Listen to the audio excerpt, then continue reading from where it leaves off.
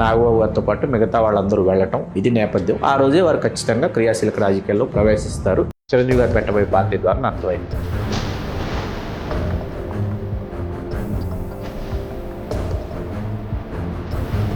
గంటా శ్రీనివాసరావు గారు, శ్రీరామచంద్రయ్య గారు మంత్రి పదవి కోసం కాంగ్రెస్ పార్టీలో ప్రజారాజ్యం విలీనమైంది. మంత్రి పదవి కోసం గంటా శ్రీనివాసరావు గారు మళ్ళీ 19 ఎన్నికల నాటికి ఒక్కసారిగా ఆయన వైకాపాలో ప్రపంచం ఎటు తిరుగుతోందంటే అటువైపు. అసలు ఎవరు ఊహించలే ఆయన చేరతారు.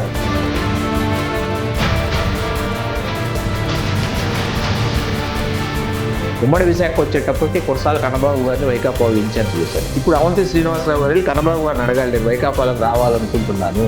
అవంతి శ్రీనివాసరావు గారి కోసం రాజకీయ పార్టీలు ఎదురు చూస్తున్నాయా, ఏ రాజకీయ పార్టీతో కలిసి ప్రయాణం చేయాలని అవంతి శ్రీనివాసరావు గారు నిర్ణయించుకోవాలన్నది.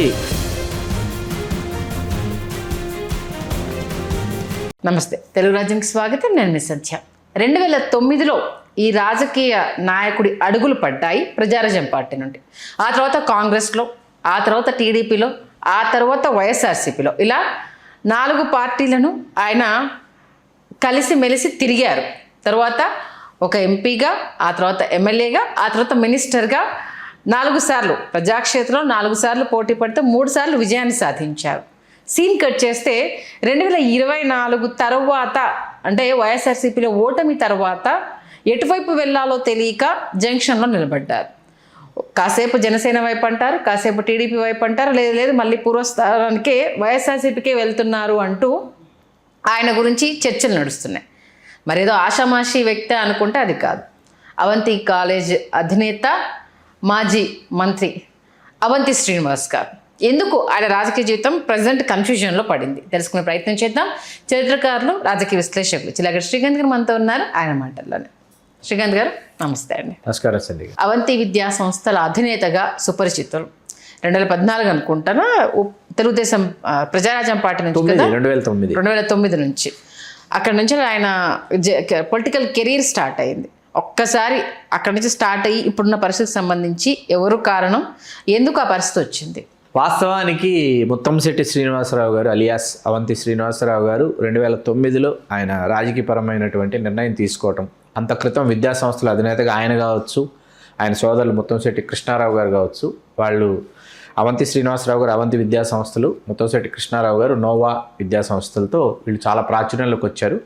వీళ్ళ సమీప బంధువులైన చంద్రరామారావు గారు అంటారు, వారు ప్రియదర్శిని విద్యా సంస్థలను వారి అట్లా విద్యా సంస్థలకు సంబంధించి ఒక బలమైనటువంటి ఆర్థిక, సామాజిక, సాంస్కృతిక నేపథ్యాలు కలిగినటువంటి కుటుంబం.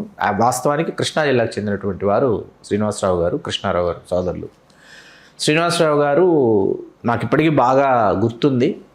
పార్టీ ఇంకా ప్రకటించలే, పార్టీ ఇంకా పెట్టలేదు. పార్టీ పెట్టేటటువంటి వాతావరణం ఏర్పడిన సమయంలో నాగబాబు గారు ఉత్తరాంధ్ర యాత్ర చేశారు. శ్రీకాకుళం, విజయనగరం, విశాఖపట్నం వరుసగా 3 రోజులు 3 జిల్లాల పాటు ఒక యాత్ర చేసినప్పుడు మొదటి 2 రోజులు పూర్తయిన తర్వాత శ్రీకాకుళం, విజయనగరం అయిపోయిన తర్వాత విశాఖ జిల్లా అంటే విజయనగరం పూర్తి చేసుకుని విశాఖకు రావాలనుకున్నప్పుడు తగరపల్స్ దగ్గర ఉన్నటువంటి అవంతి విద్యా సంస్థలు ఏవైతే ఉన్నాయో అక్కడ మధ్యాహ్న భోజనం నేను ఏర్పాటు చేస్తాను, అందరూ భోజనానికి వచ్చి నాగబాబు గారితో సహా అక్కడ భోంచేయాలి మా విద్యా సంస్థల్లోని అవంతి శ్రీనివాసరావు గారు మొట్టమొదటిసారి నాగబాబు గారు బస చేసినటువంటి దస్పల్లా హోటల్కి వచ్చి వారు ఆహ్వానించడం, ఆహ్వానాన్ని మన్నించి నాగబాబు గారితో పాటు మిగతా వాళ్ళందరూ వెళ్ళటం ఇది నేపథ్యం. ఆ రోజే వారు ఖచ్చితంగా క్రియాశీలక రాజకీయాల్లో ప్రవేశిస్తారు, చిరంజీవి గారు పెట్టబోయే పార్టీ ద్వారా అర్థమైంది. ఏ నియోజకవర్గం అన్నది వారు ముందు నుంచి భీమిలి నియోజకవర్గాన్ని కోరుకుంటూ వచ్చారు. బాగా భీమిలికి విపరీతమైనటువంటి పోటీ ఏర్పడింది. పోటీ ఏర్పడితే స్థానికులు, అంటే ఈయన స్థానికేతరుడు, అక్కడికి వచ్చి స్థిరపడినటువంటి వాడు, స్థానికులు బాగా కోరారు. బాగా గుర్తున్నంతలో కోరాడు రాజబాబు అని ఒకరు, మజ్జి రమేష్ నాయుడు అని ఒకరు, వీళ్ళిద్దరూ కోరారు ఆ స్థానాన్ని. బాగా బలంగా చివరి వరకు వాళ్ళు ఈ స్థానం కోసం పోటీ పడ్డారు, బాగా గుర్తుంది నాకు. ఎట్టకేలకి అవంతి శ్రీనివాసరావు గారు పోటీ చేయటం, గెలుపొంది కొనసాగటం. మీకు ఒక దశలో చాలామంది గంటా శ్రీనివాసరావు గారు, శ్రీరామచంద్రయ్య గారు మంత్రి పదవి కోసం కాంగ్రెస్ పార్టీలో ప్రజారాజ్యం విలీనమైంది, మంత్రి పదవి కోసం గంటా శ్రీనివాసరావు గారు ఉవ్విళ్ళూరా అని అంటారు. కానీ అవంతి శ్రీనివాసరావు గారు కూడా మంత్రి పదవి కోసం చేయని ప్రయత్నాలు లేవు, గట్టిగా ప్రయత్నాలు చేశారు ఆయన కూడా. సరే అది గతం. వీళ్ళు కాంగ్రెస్లోకి ప్రజారాజ్యం విలీనమై ఆ తర్వాత పూర్తి అయిపోయే సమయానికి రాష్ట్ర విభజన వెంటనే గంటా శ్రీనివాసరావు గారు, అవంతి శ్రీనివాసరావు గారు, పంచకల్ రమేష్ బాబు గారు, చింతలపూడి వెంకటరామయ్య గారు అందరూ మోడీ గారు, చంద్రబాబు నాయుడు గారు, పవన్ కళ్యాణ్ గారి సభలో, విశాఖలో జరిగిన సభలో వీళ్ళందరూ నలుగురు తెలుగుదేశం పార్టీలో చేరటం.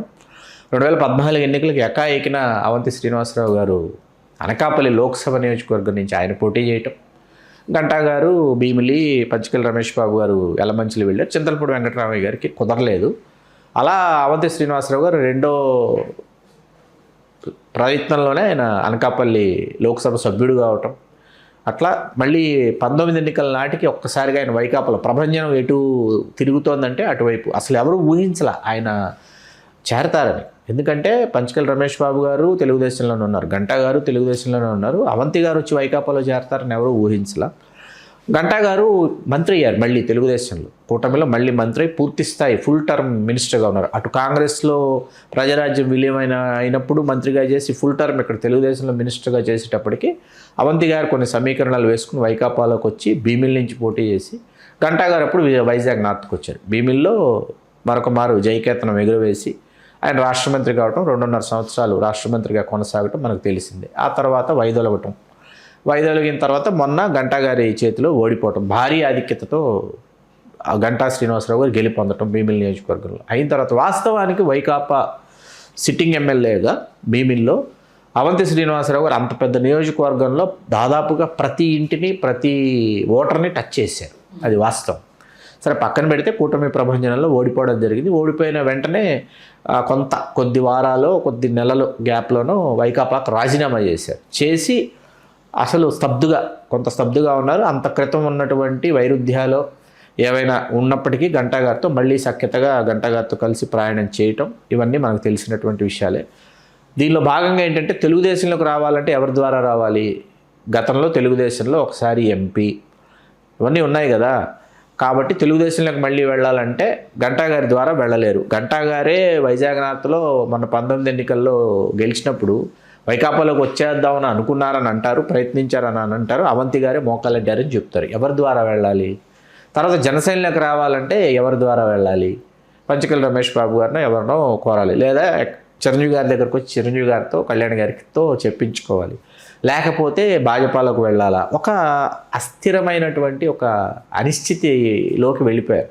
వైకాపా వాళ్ళేమో స్వాగత ద్వారాలు తెరిచామని అంటున్నారు, కానీ వైకాపా వాస్తవానికి ఏంటంటే సామాజిక సమీకరణాల దృష్ట్యా చూస్తే ఎప్పుడైతే అవంతి శ్రీనివాసరావు గారు వెళ్ళిపోయారో, పార్టీలో నుంచి బయటికి వెళ్ళిపోయారో, రాజీనామా చేశారో, వెంటనే భీమిలికి బొత్స సత్యనారాయణ గారి మేనల్లుని ఇన్ఛార్జిగా వేసేశారు మధ్య శ్రీనివాసరావు గారు. ఆయన విజయనగరం జిల్లా వైకాపా అధ్యక్షుడు, విజయనగరం జిల్లా పరిషత్ చైర్పర్సను వేసి ఆయన తన కుమార్తె సిరి వీళ్ళు చాలా దుందుడుకుగా వైకాపా కార్యక్రమాలు భీమిలి నియోజకవర్గంలో కొనసాగిస్తూ అసలు భీమిలికి ఎమ్మెల్యే గంటా శ్రీనివాసరావు గారా లేకపోతే మధ్య శ్రీనివాసరావు గారు అనేటటువంటి నెక్ టు నెక్ ఒక సిచ్యువేషన్ అక్కడ క్రియేట్ చేశారు.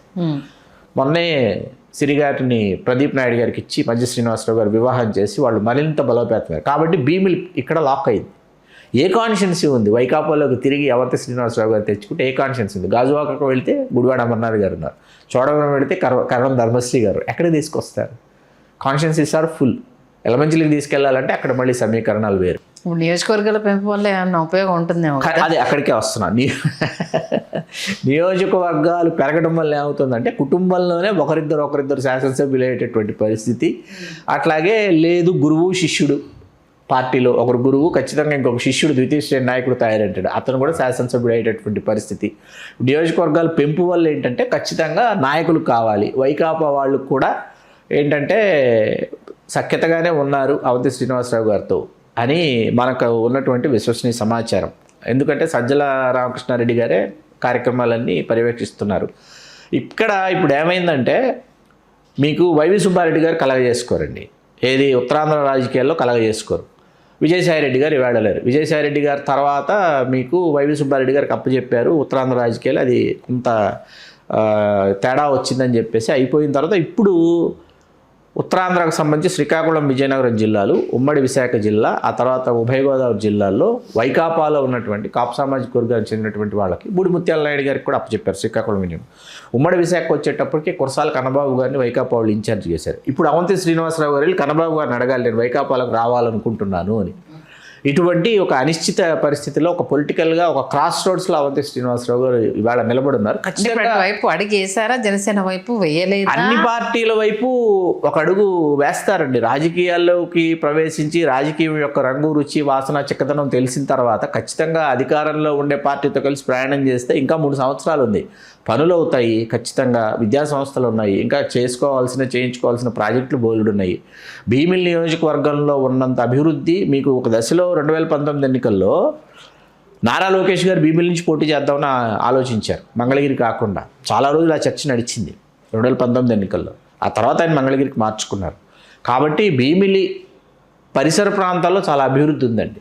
ఓకే, దాన్ని దృష్టిలో పెట్టుకొని అవంతి శ్రీనివాసరావు గారు 3 సంవత్సరాలు జనసేనలోనూ తెలుగుదేశంలోనే ఆయన కొనసాగితే ఆ తర్వాత పరిస్థితి ఏంటన్నది గాడ్ ఓన్లీ నోస్ అనమాట. కాకపోతే 263 నియోజకవర్గాలు పెరిగాయి కాబట్టి ఖచ్చితంగా ఆయనకి ఏ పార్టీ అయినా ఒక నియోజకవర్గం కేటాయించడానికి సుముఖంగా ఉంటుంది, నియోజకవర్గం సిద్ధంగా ఉంటుంది, అందులో సందేహం లేదు. బట్ 4 సార్లు ఇప్పుడు ఈయన డిసైడ్ అవ్వాలి అసలు ఏ పార్టీకి వెళ్ళాలి అనేది. ఇప్పుడు ఇది రసవత్తరం ఇప్పుడు ప్రెసిడెంట్ అంటే, ఎందుకంటే ఇప్పుడు గేట్లు ఓపెన్ ఉన్నాయి లేదని పక్కన పెట్టేస్తే నియోజకవర్గాలు పెరిగాయి కాబట్టి ఎటువైపు వెళ్తే నేను నిలదొక్కుకోగలుగుతాను అనేది ఇప్పుడు ఈయన ఆలోచించాల్సిన పరిస్థితి. అయితే వాస్తవానికి సంధ్య గారు ఇక్కడ ఏంటంటే 4 సార్లు ఆయన పోటీ చేస్తే 3 సార్లు గెలిపొందారన్న విషయం గుర్తుపెట్టుకోవాలి. ఒకసారి శాసనసభ్యుడు అయ్యారు, ఒకసారి లోక్సభ సభ్యుడు అయ్యారు, 3వసారి శాసనసభ్యుడే రాష్ట్ర మంత్రి అయ్యారు అని గుర్తుపెట్టుకోవాలి. ఇక్కడ ఎన్నికల వ్యయం భరించగలిగినటువంటి నాయకులకే ఏ రాజకీయ పార్టీ అయినా అగ్రాసనం వేస్తుందన్నది బహిరంగ రహస్యం, వాస్తవం. దాన్ని దృష్టిలో పెట్టుకుని అక్కడ ఈ మొదటి అంశం నేను ఏదైతే చెప్పానో దాని తర్వాతే సామాజిక ప్రాంతీయ సమీకరణాలు మీకు వస్తాయి ఏది పరిగణలోకి. కాబట్టి అవంతి శ్రీనివాసరావు గారి కోసం రాజకీయ పార్టీలు ఎదురు చూస్తున్నాయా, ఏ రాజకీయ పార్టీతో కలిసి ప్రయాణం చేయాలని అవంతి శ్రీనివాసరావు గారు నిర్ణయించుకోవాలన్నది ఇప్పుడు చాలా రసవత్తరమైనటువంటి అంశం. మీరు చెప్పినట్టు చూద్దాం ఏం జరుగుతుందో. మంచి విశ్లేషణ అందించారు, ధన్యవాదాలు శ్రీకాంత్. ధన్యవాదాలు సంధ్య గారు. హలో, తెలుగు రాజ్యం ఛానల్ చూస్తున్నారా?